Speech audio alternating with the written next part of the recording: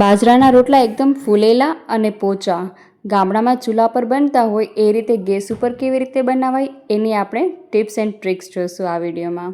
આ માટે આપણે અહીંયા પાણી લઈશું, થોડું મીઠું એડ કરશું અને બાજરાનો લોટ ચાળી લઈશું.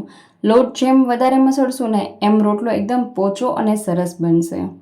એ મહિલાઓને એ સમસ્યા પણ રહેતી હોય છે કે ગેસ ઉપર રોટલો પાકતો નથી, વચ્ચેના ભાગમાં કાચો રહે છે. તો અહીંયા આપણે એનું પણ સોલ્યુશન જોશું. થોડીક ટિપ્સ એન્ડ ટ્રિક્સથી આપણે સરસ ફૂલેલા રોટલા બનાવશું.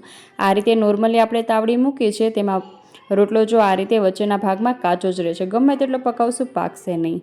તો એના માટે આપણે જોઈશું એક ટ્રીક. ગેસના ચૂલા પર આપણે બાજુના ગેસનો ચૂલો છે એ લઈ અને મૂકી દઈશું, જેના લીધે ચૂલાની લંબાઈ વધી જાય છે અને તાપ મૂંઝાતો નથી. તો એનો તાપ એકદમ ચૂલા જેવો જ રહેશે અને આ રીતે સરસ વચ્ચેના ભાગમાં રોટલો આપણો પાકી જશે અને સરસ એવો ફૂલીને તૈયાર થશે. ગમે તેટલા રોટલા બનાવવા હશે ને ફટાફટથી એકદમ ફૂલેલા સરસ રોટલા બની જશે, કંટાળો પણ નહીં આવે બનાવવાનો.